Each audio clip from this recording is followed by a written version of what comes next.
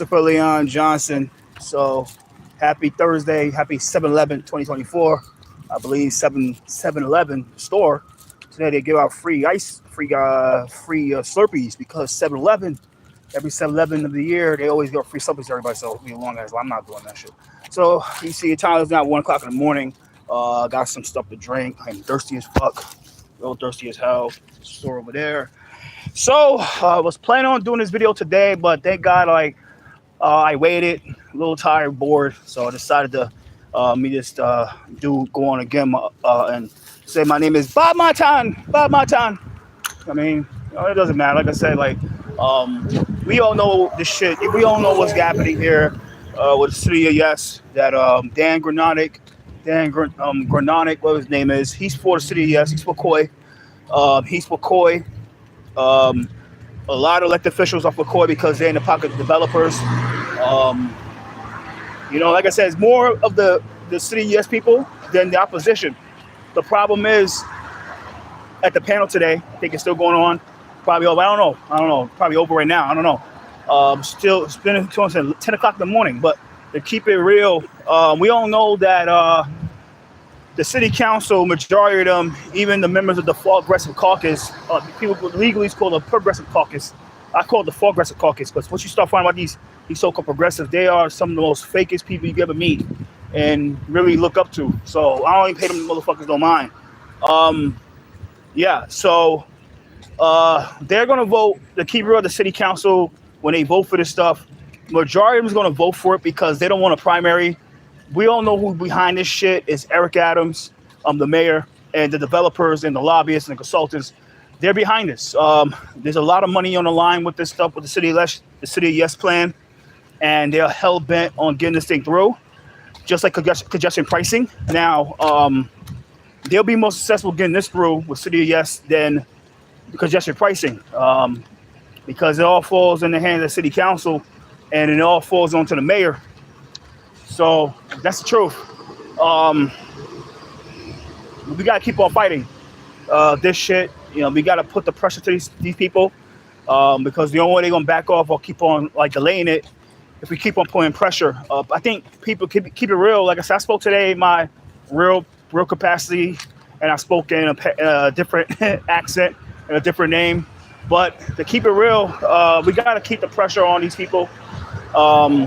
Like I said, people are slowly waking up to the city of Yes. The city of Yes is a bad concept, is a bad idea, is a bad plan. It's not going to it's not going to help the poor. Anytime they get someone that is from these tenant advocacy nonprofits, and they say that it benefits the poor, it benefits the people that make less than 80% AMI or 60% AMI. Then they're lying to you guys. They're bullshitting you. They're lying to you. Don't believe their bullshit, guys. I'm telling you this right now. This city yes plan will only benefit people that make over 60% AMI, but they prefer AMI is 80%. To make it be more fair, is 80% AMI and above. That's who they want to appease. They don't care about the poor. They don't care about the middle class. The game of the city yes is to really displace and push out the middle class and the poor. So that's the truth. You know what I mean? Keep it real. Like I said, the opposition is a lot of opposition, but they're not the panels because, like I said, majority of people we work, we do other things. We don't get paid to advocate. I don't get paid to advocate. People think I get paid to fucking advocate and get mad at these people. I don't get paid. I don't get paid a damn dime for opposing congestion pricing or opposing the city yes. You know why I oppose city yes and CP? Because I care. Because I live in a poor district. I have breathing problems. So when it comes to congestion pricing, anytime somebody will say that, you got the elected officials like Jessica Gonzalez Rojas saying that, well, congestion pricing will help people with asthma because it's going to allocate more money to the Bronx. She is just flat out lying.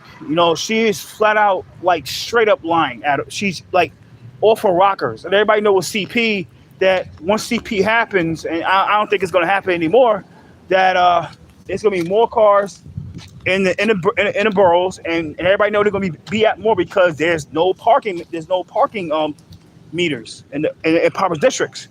So we think it's going to happen then. You know what I mean? It's good in those districts where like majority of the people that live in the districts are black and Latino, mainly black. They're going to be heavily affected with congestion pricing. And to keep it real, guys, congestion pricing falls with the city, yes. And I'll explain why.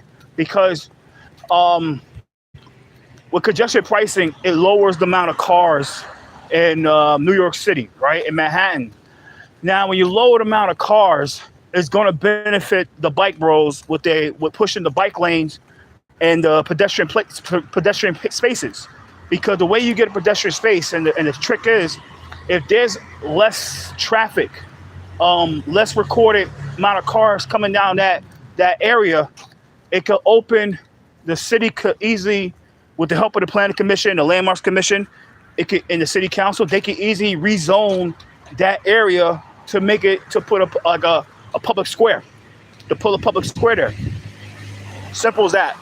So people gotta be really careful of like what they like, especially people that are like, you could tell they push the CP because they wanna be in the cool crowd, they wanna be accepted, they like the, it's like they like the merchant, they like the t-shirts, the Metro cars, they like the money, they like the accent, like getting free food and clothing and all that type of shit.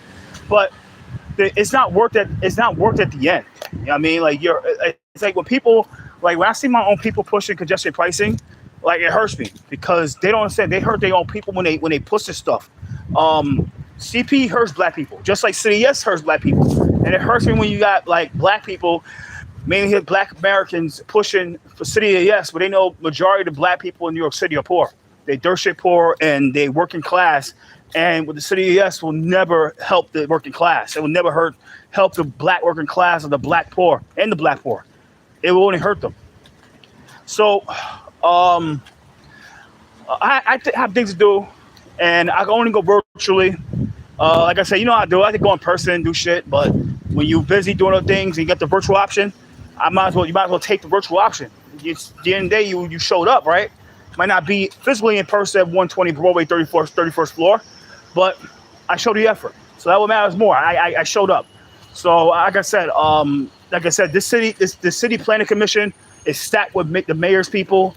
It's stacked with the mayor's people, especially the black lady. What's her name? Miss Benjamin. She was the most divisive one there. She got a Vicky Palladino. Vicky, to keep it real, Vicky doesn't even know the real plights of a renter because she's an owner. And even if people start setting up places where they can rent, she'll be totally against it. She don't want that shit because she know that the people that usually rent are going to vote Democrat. So it's not going to benefit her. So of course she's going to be against people that rent, you know what I mean? Because they're going to vote Democrat. Because when you rent, you want lower rates. You want rights. So who do you think is going to advocate for Democrats? So, but when it came to that little spat back and forth, I knew the lady who was appointed by the chair, the commissioner, that board commissioner that was appointed by the mayor. What she was trying to do was she was trying to push a Rise Lines transit point, right?